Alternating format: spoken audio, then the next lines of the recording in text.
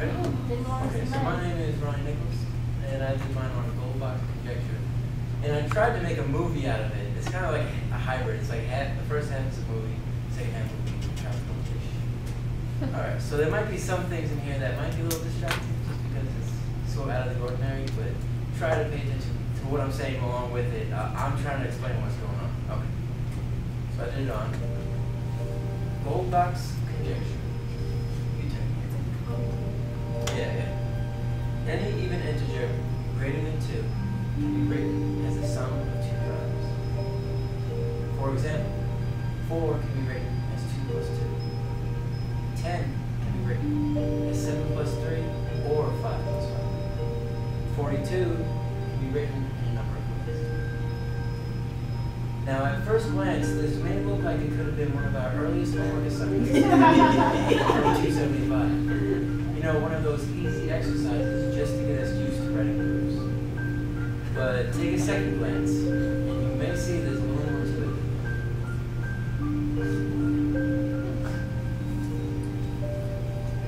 This was first thought up by a German mathematician named Christian Goldbach. He was a simple man from humble beginnings, but he leaves behind a legacy that is not so simple. Son to a minister, Goldbach was born in March of 1690, and he was raised in Königsberg, Prussia, where he would later attend university there.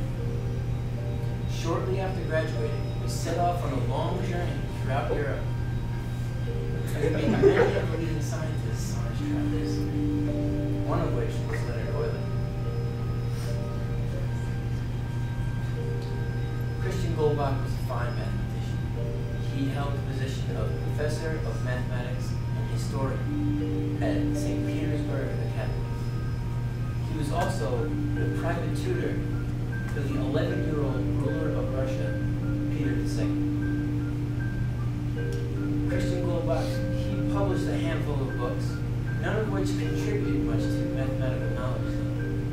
His biggest contributions were his incredible insights into number theory, found in the many letters he wrote to his colleagues.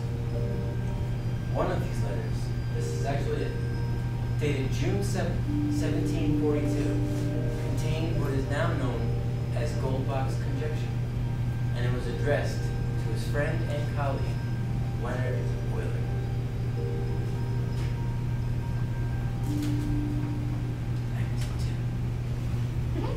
I don't know how to put this, but I'm kind of a big deal.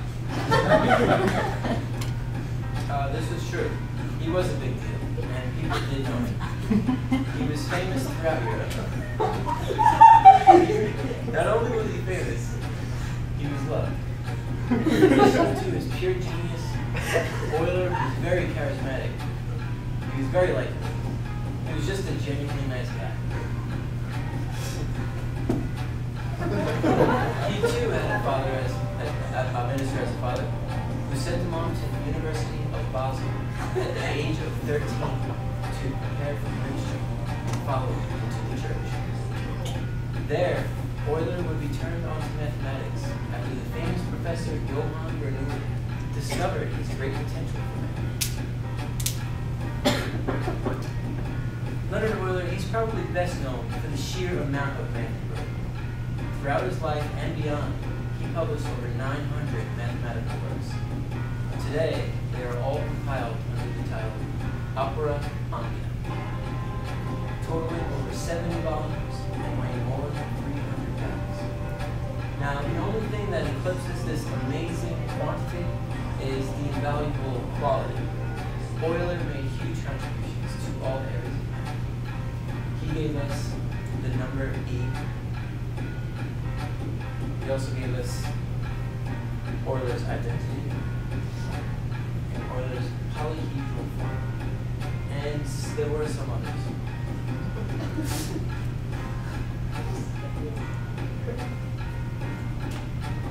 Now that's just to name a few. He is, by far, the smartest man you would ever talk to, and smarter than most of the men you were talking to. If there were a Mount Rushmore of mathematicians, he would be one. So surely someone of his stature could prove this seemingly simple statement. But there was a problem. You see, although he believed it to be true, Euler was not able to find proof.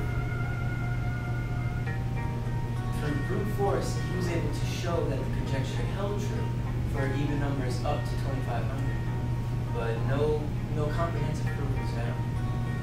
And unfortunately, on November 20th, 1764, Christian Goldbach died. And so, year after year, decade after decade, conjecture was unproven, without the slightest bit of progress to speak of.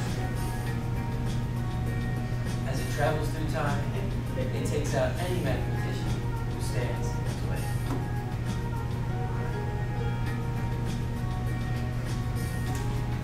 Bringing some of the greatest minds.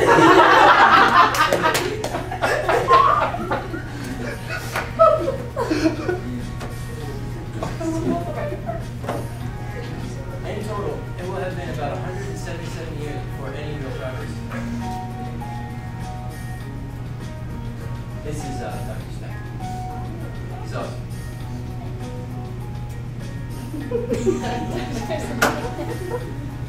Maybe good old Goldbach was just ahead of his time.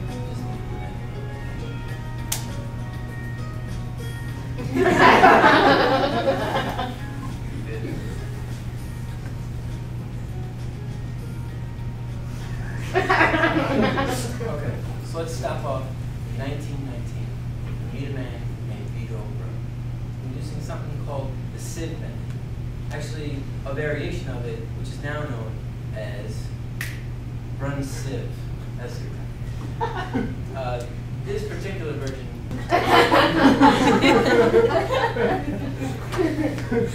But I'll demonstrate what inclusion and exclusion principle basically means. But as you see, the overlap, the intersections, we just added them twice. And actually, the intersection of all three of them, we added include the intersection of all of them. Can be written as a number with 9 prime factors plus another number with 9 prime factors. My way of thinking of it is just think of it like a newborn baby, and he's trying to take his first steps, and all of a sudden that baby just starts running full speed down the street. Now, sure, you can still crush that baby in a foot race, no problem. You can't be that fast. But that's pretty good for a baby. Same thing here. Not that close, but a great first step. A team of mathematicians headed by Theodore Esterman took Brun's work even further. In 1966, he developed the closest equation to prove Goldbach. Henry Fliegel of Aerospace Corporation and Douglas Robertson of National Geodesic Survey. It's actually called the Goldbach's comet, just because of the shape it takes. What is an innocent, seemingly obvious statement whose elusive proof has frustrated mathematicians throughout the world for over 2.5 centuries.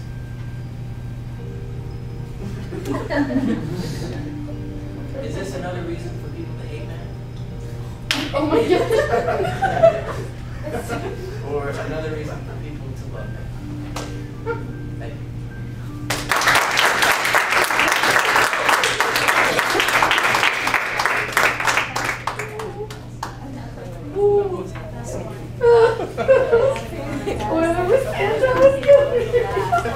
Does anybody have any questions actually relating to the mathematics?